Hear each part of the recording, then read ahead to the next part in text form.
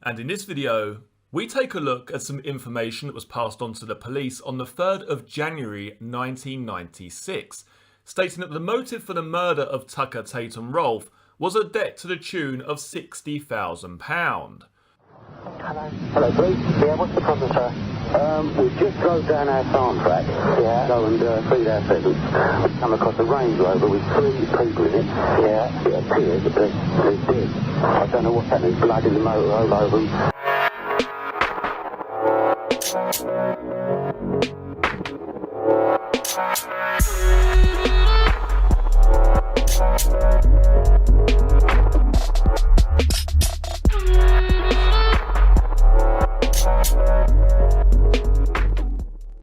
And welcome back to a new video on the Essex Boys case. As always, if you are enjoying the content, please do give the video a thumbs up. And if you're interested in the Essex Boys case, or simply true crime in general, don't forget to hit the subscribe button below. The following police printout comes from the 3rd of January 1996, where it states the following. Action number A2465. Has contact with a person who has a good connection with the drugs world in the London and Kent areas. This person is alleged to have taken over the work which Tate, Tucker and Rolfe were running. This work started at Christmas time and is still current. The contact has stated that they were shot because they owed a firm £60,000. Has lots of phone inquiries in hand which say are connected with our murder inquiry. He is in London next week and may be able to bring his information down with him if needed. Okay, now, interestingly, I believe this is actually the first time I've come across this police action or this statement, whichever you wish to call it. But it does tie in with a video I made just recently, which was titled Craig Rolfe owed £60,000. Now, that was from a registered police informant, that information, and it stated there that Craig Rolfe owed £60,000, and this information was put forward 3 days after the discovery of the bodies of Tucker, Tate and Rolfe. Now, in this piece of information, or in this police action I should say, it states there that they were shot because they owed a firm £60,000. Now, does this tie in with that earlier police printout from that police informant stating that Craig Rolfe owed £60,000? Was this somehow tied to the death of Kevin Whitaker? What I also find a little bit intriguing about this particular police printout is the fact that it says this person is alleged to have taken over the work which Tate, Tucker and Rolfe were running. Now, I don't believe that's talking about a door firm there. I think that's talking about the importation and the selling of the drugs. I believe this may also tie in slightly with, I guess, the initial line of inquiry after the bodies were discovered. If we remember the earlier newspapers which discussed a possible power struggle amongst dealers, and this was something that was put forward by the lead detective, Detective Inspector Ivan Dibley. It was his theory early on in the piece that really suggested there could be a power struggle amongst dealers in the area of Essex.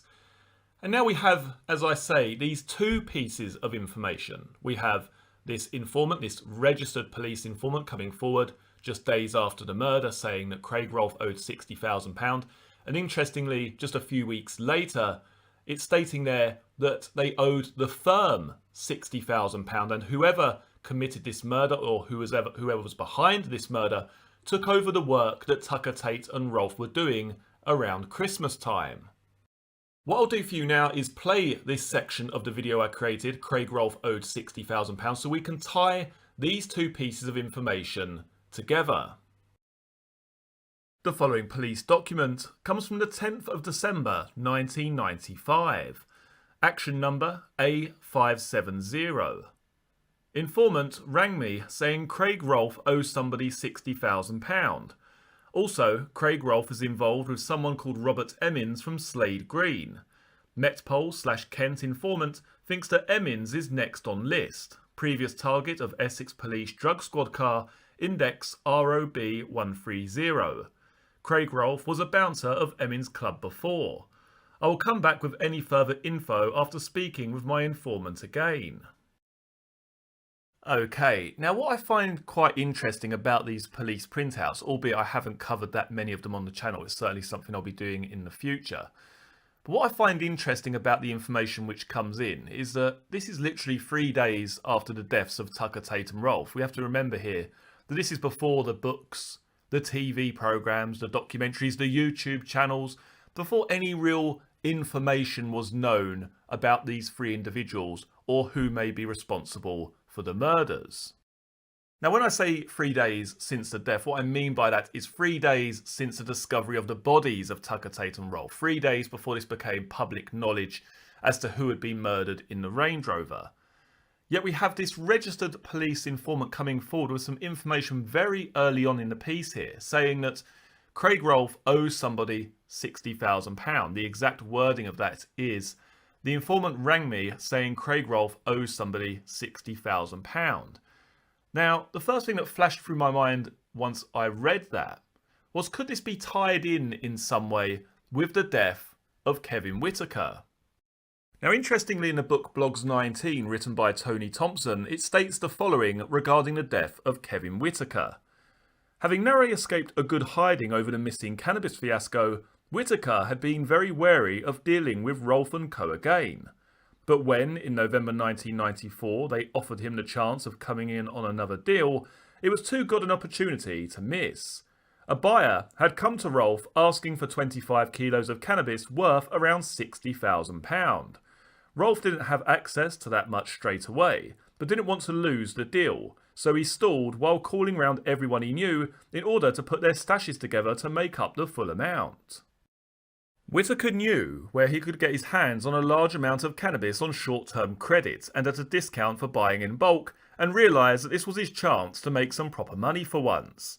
Based on his contribution, he should have made at least £5,000. But once the deal was in place, he was told he was only going to be paid £2,000, barely enough to cover the cost of the drugs themselves and leaving him with no profit at all. It was then that Whitaker made the biggest mistake of his life.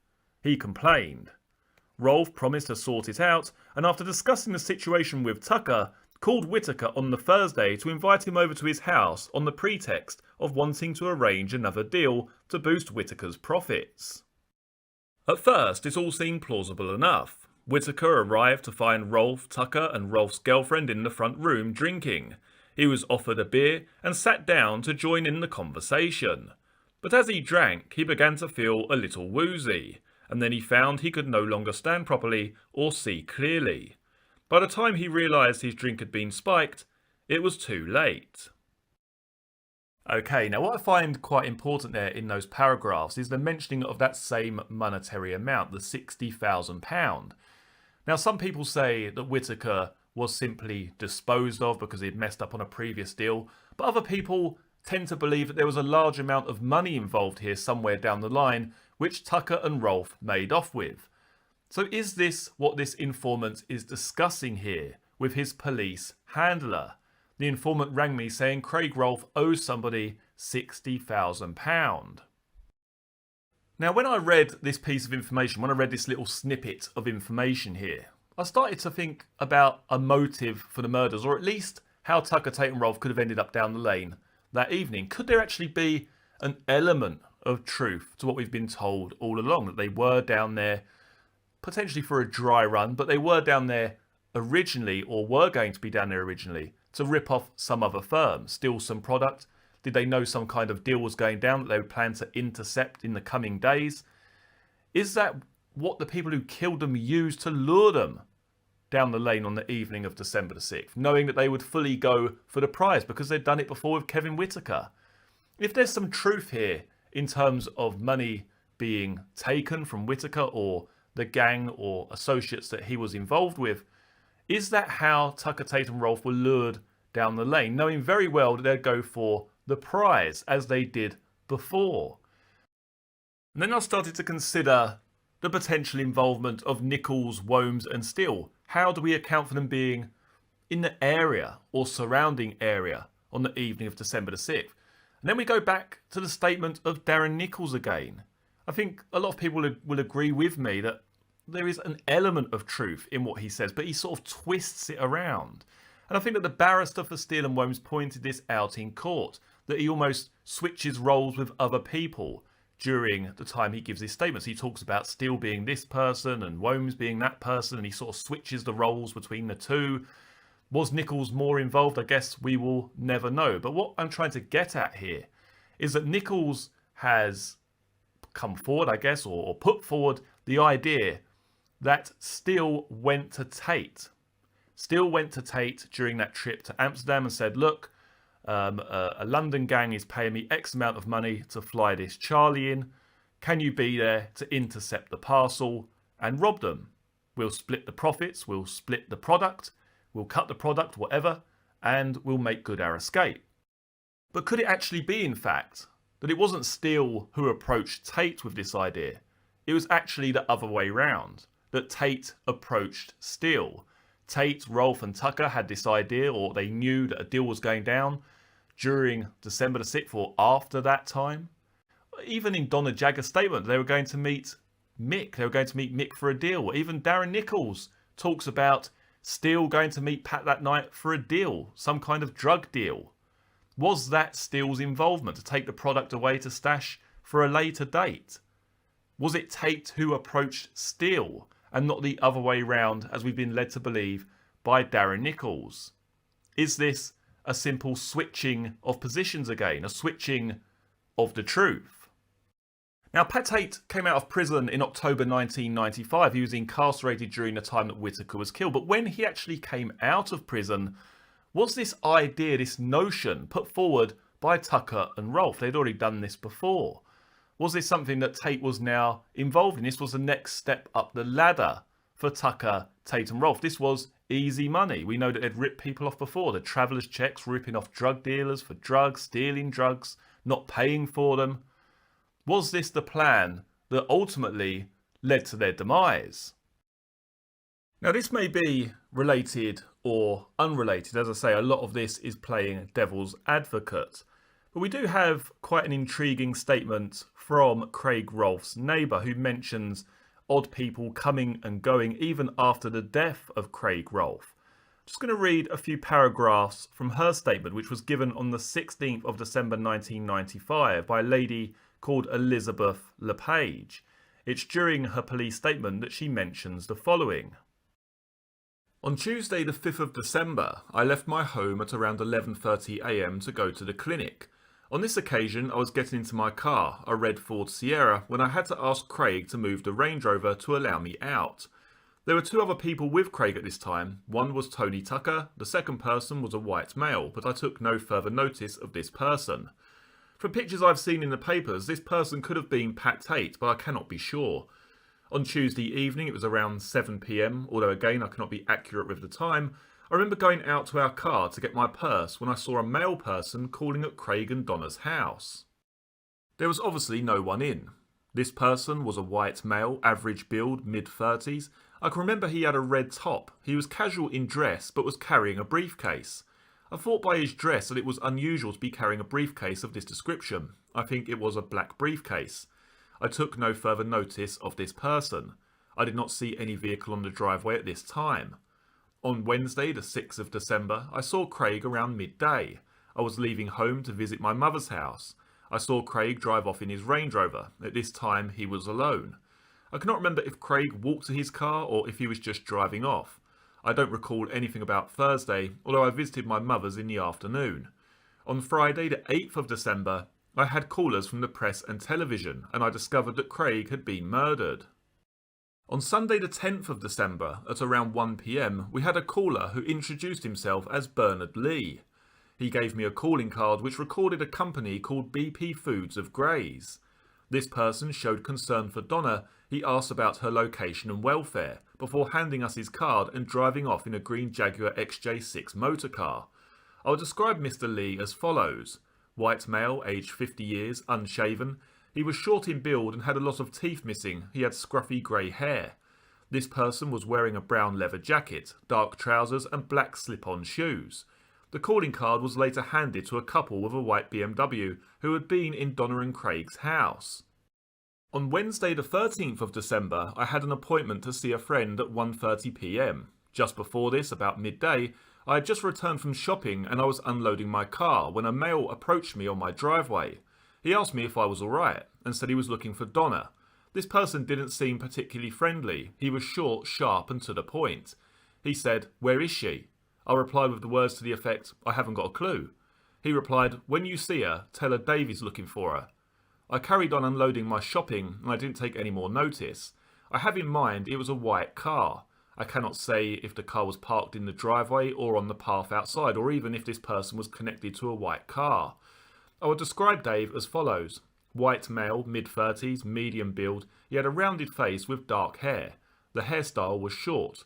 Collar length at the back with a straight style around the sides and onto the forehead. He was clean shaven and did not wear glasses. This person had a local accent, but I saw no obvious or distinguishing features. To be honest, I didn't pay that much attention to him. I can remember Dave was wearing jeans, but I cannot recall any other clothing. On Thursday, the 14th of December, I became aware of somebody in Craig and Donna's house. I knocked, but no one answered.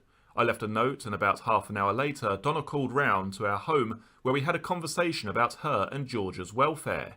After a few minutes, Donna left. Since Thursday, there have been other callers to number 8 Calshot Avenue, but no persons have called to our home address. Now, although there isn't one particular eyewitness sighting there that is massively alarming, I guess, for me, what is most intriguing is who was this caller the day before they were murdered, the person who was casually dressed but carrying a briefcase. That does seem a little bit strange. Obviously, put your own thoughts and theories in the comment section below, but certainly there was a lot of bizarre or odd comings and goings in the days leading up to and the days after the murders of Tucker, Tate and Rolfe. I think to summarise this particular video, when you take a look at these police printouts, which there are quite a few throughout this case, which I haven't actually covered, as I say, up until this point, what I find most intriguing about these little snippets of information is the fact that this was really at a time before, as I stated at the start of this video, before the books, before the films, before the website with the statements was around. It was at a time when only people who were close to them or knew of them would have had information regarding these murders. So I do find this information from this police informant quite interesting. Did Craig Rolfe and Tony Tucker owe somebody £60,000? Was this to do with the death of Kevin Whitaker? And most importantly, the people who he was associated with? Could this go to explain Nichols, Steele and Wome's involvement to some degree? Were they part of the plan to stitch up this other firm? Is that how this other firm ultimately led Tucker, Tate and Rolfe to their murder? Was this set up by the people who killed Tucker, Tate and Rolfe, knowing full well that they had done something very similar before in the killing or the murder of Kevin Whitaker and the stealing of this cash? Was the carrot dangled under the nose, so to speak, of Tucker, Tate and Rolfe?